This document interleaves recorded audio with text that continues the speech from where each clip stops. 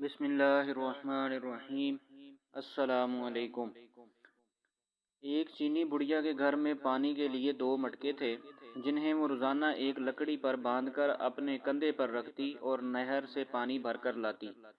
ان 2 مٹکوں میں سے ایک تو ٹھیک تھا مگر دوسرا کچھ ٹوٹا ہوا۔ ہر بار ایسا ہوتا کہ جب یہ بڑھیا نہر سے پانی لے کر گھر پہنچتی تو ٹوٹے ہوئے مٹکی کا آدھا پانی راستے میں ہی بہہ چکا ہوتا، جبکہ دوسرا مٹکا پورا بھرا ہوا گھر پہنچتا۔ ثابت مٹکا اپنی کارکردگی سے بالکل مطمئن تھا تو ٹوٹا ہوا بالکل ہی مایوس، حتیٰ کہ وہ تو اپنی ذات سے بھی نفرت کرنے لگا تھا کہ آخر کیوں کر وہ اپنے فرائض کو اس انداز میں پورا نہیں کر پاتا جس کی اس سے توقع کی جاتی ہے۔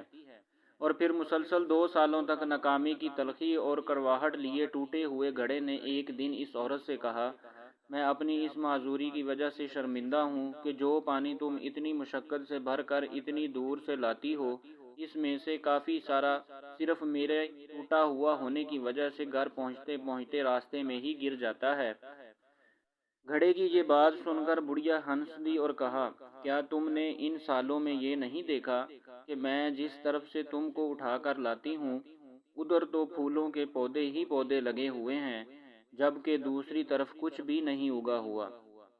مجھے اس پانی کا پورا پتہ ہے جو تمہارے ٹوٹا ہوا ہونے کی وجہ سے گرتا ہے، اور اسی لیے تو میں نے نہر سے لے کر اپنے گھر تک کے راستے میں پھولوں کے بیج بو دیے تھے تاکہ میرے گھر آنے تک وہ روزانہ اس پانی سے سیراب ہوتے رہا کریں۔ ان 2 سالوں میں میں نے کئی بار ان پھولوں سے خوبصورت گلدستے بنا کر اپنے گھر کو سجایا اور مہکایا۔ اگر تم میرے پاس نہ ہوتے تو میں اس بہار کو دیکھ ہی نہ پاتی جو تمہارے دم سے مجھے نظر آتی ہے۔ یاد رکھیے کہ ہم سے ہر شخص میں کوئی نہ کوئی خامی ہے، لیکن ہماری یہی خامیاں، معذوریاں اور ایسا ٹوٹا ہوا ہونا ایک دوسرے کے لیے عجیب اور پرتاثیر قسم کے تعلقات بناتا ہے۔ ہم پر واجب ہے کہ ہم ایک دوسرے کو ان کی خامیوں کے ساتھ ہی قبول کریں۔ ہمیں ایک دوسرے کی ان خوبیوں کو اجاگر کرنا ہے جو اپنی خامیوں اور معذوریوں کی خجالت کے بوجھ میں دب کر نہیں دکھا پاتے۔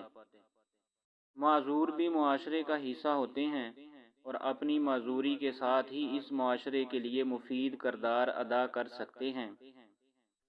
جی ہاں، ہم سب میں کوئی نہ کوئی عیب ہے، پھر کیوں نہ ہم اپنے ان عیبوں کے ساتھ ایک دوسرے کی خامیوں اور خوبیوں کو ملا کر اپنی اپنی زندگیوں سے بھرپور لطف اٹھائیں۔